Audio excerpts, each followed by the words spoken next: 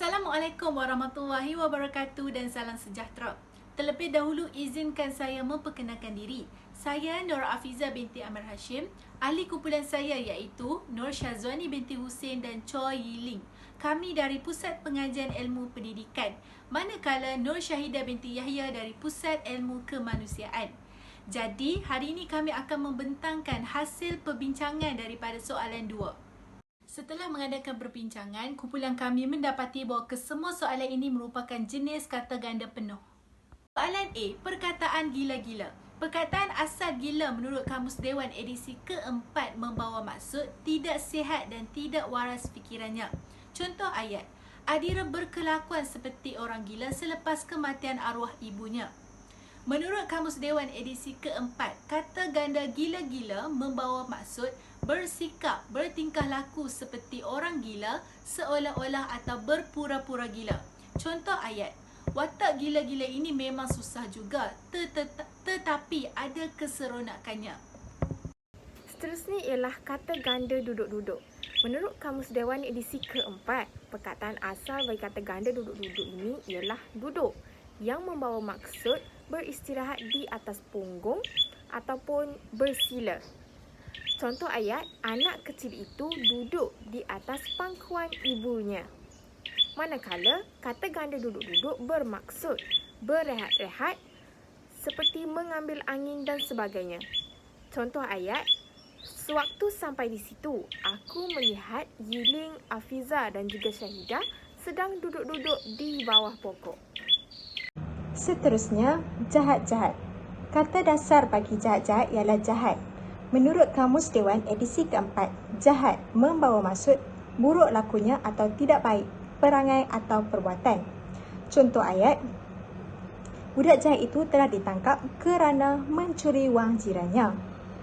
Menurut Kamus Dewan edisi keempat, kata ganda bagi jahat-jahat membawa maksud bagaimana atau betapa jahat sekalipun.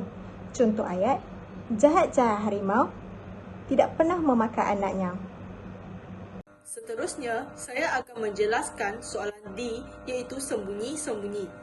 Menurut Kamus Dewan edisi keempat, sembunyi merupakan sejenis permainan menyorok dan mencari, seperti main cari-carian. Contoh ayat bagi sembunyi ialah, mereka masuk dan sembunyi di rumah yang kosong itu. Maknanya, mereka pergi ke rumah yang kosong itu dan bermain, menyorok dan mencari. Selanjutnya, menurut Kamus Dewan edisi keempat, sembunyi-sembunyi pula membawa maksud dengan tidak diketahui orang secara diam-diam atau secara senyap-senyap.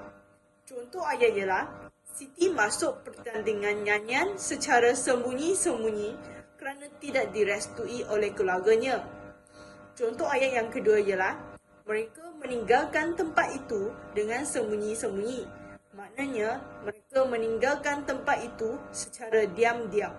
Soalan E, perkataan masak-masak. Perkataan asal masak menurut Kamus Dewan edisi keempat membawa maksud sudah tua, sudah boleh dimakan, matang dan tidak mentah lagi. Contoh ayat, buah rambutan yang sudah masak itu sungguh manis rasanya. Kata ganda bagi masak ialah masak-masak. Masak-masak bermaksud betul-betul ataupun dengan tepat. Contoh ayat, Arsyad sudah fikir masak-masak sebelum dia membuat keputusan untuk berhenti belajar di universiti swasta itu. Akhir sekali, satu-satu.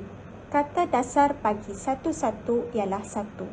Menurut Kamus Dewan edisi kedua, satu membawa maksud satu angka pertama ketika membilang, bilangan satu, tiada yang lain lagi atau tunggal. Contoh ayat, Tuhan yang satu.